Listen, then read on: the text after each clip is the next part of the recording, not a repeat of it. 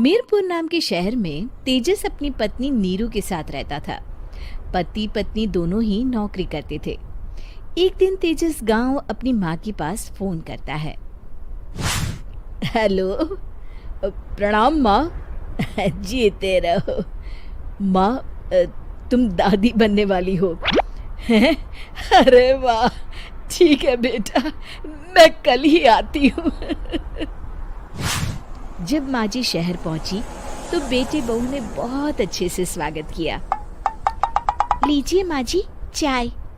अरे गर्मा गर्म पकोड़े ले आओ माँ के लिए। नीरू रसोई में गई और 2 मिनट में ही पकोड़े ले आई।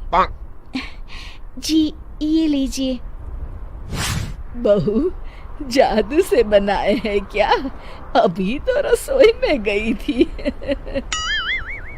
यम्मी। माँ जी, शीला रसोई में पकोड़े तल रही है, मैं बस लेकर आई। हे भगवान, मेरा धर्म भ्रष्ट कर दिया तूने। अब तो गंगा जल से शुद्धिकरण करना होगा। दूसरे दिन, माँ जी मैंने नाश्ता बना दिया है, ऑफिस जा रही हूँ।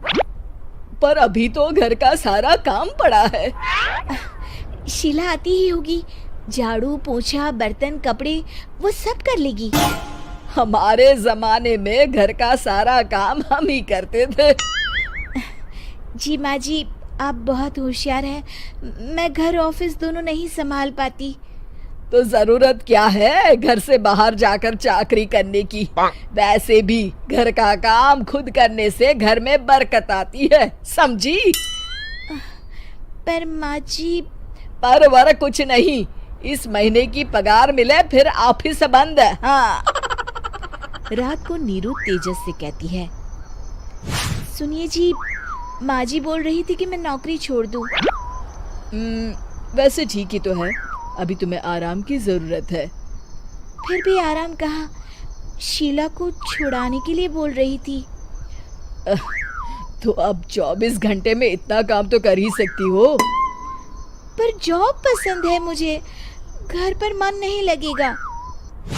अगले दिन जब दोनों ऑफिस के लिए निकल रहे थे, मेरी तो कोई कीमत ही नहीं है इस घर में। माँ जी, आजकल महंगाई बहुत है, रहन सहन भी बदल गया है, दोनों नौकरी करते हैं तभी ठीक रहता है। अच्छा, तू कहना क्या चाहती है? मेरा बेटा तुझे बिठा के खिला नहीं सकता? तू ही इस घर का खर्च चला रही है, हैं? नहीं माँ जी, मेरा वो मतलब नहीं था। मतलब खूब समझती हूँ, ये बाल धूप में सफेद नहीं किए मैंने। हाँ। अब तो ये रोज का काम हो गया था। तेजस भी रोज की झिकझिक से परेशान हो गया था। एक दिन उसने कहा, नीरू, वैसे भी तुम्हें मैटरनिटी लीव मिलने वाली है, तो अभी से ही छुट्टी ले लो। पर क्या, मेरी सैलरी अच्छी खासी है। आखिर नीरू ने रिजाइन कर दिया। जब बच्चा हुआ तो घर में सब बहुत खुश हुए। कुछ दिनों बाद तेजस फाइल देख रहा था।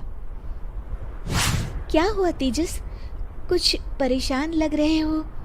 हाँ, वो हमारी जितनी सेविंग्स थी वो तो हॉस्पिटल में और छठी के फंक्शन में खत्म हो गई है नीरू।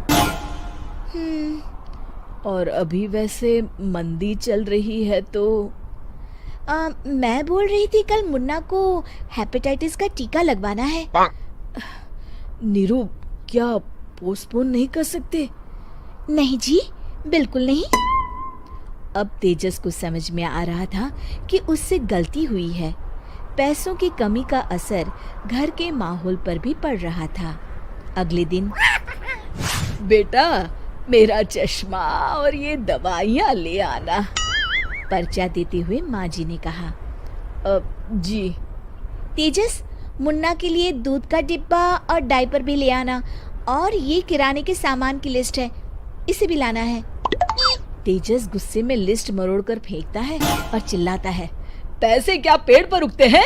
ये ले आना, वो ले आना। अरे पर ये जरूरत का सामान ही है। वो गुस्से में बिना कुछ कहे ऑफिस चला गया। अरे लंच तो ले जाइए। नीरू दौड़कर डिब्बा पकड़ाती है। एक दिन खाना खाने के बाद, नीरू, अब तो मुन्ना कुछ बड़ा हो गया, तो अब तुम वापस ज्वाइन कर लो ना जॉब। पर इस रिसेशन में जॉब मिलना बहुत मुश्किल है। ट्राई तो करो। फिर मुन्ना, माँ जी है ना, और एक फुल टाइम मेड भी लगा लेंगे। पर माँ जी, उन्हें तो पसंद नहीं। तभी माँ जी वहाँ आ जाती है और प्यार से नीरू के सर पर हाथ फेरते हुए बोलती है, अब मेरी समझ में आ गया बहू, पहले के और अब के समय में अंतर है। तुम काम शुरू करो, मुन्ना की जिम्मेदारी मेरी। मेरी प्यारी माँ जी, ये कहकर नीरू उनके गले लग गई। शिक्षा, परिवर्तन संसार का नियम है, हमें भी समय के साथ चलना चाहिए। उम्मीद है कि आपको हमारी ये कहानी पसंद आई होगी। कृपया हमारे चैनल को सब्सक्राइब करें और सभी अपडेट्स के लिए बेल आइकन जरूर क्लिक करें। और हाँ, वीडियो लाइक और शेयर करना मत भूलिएगा। Bye bye.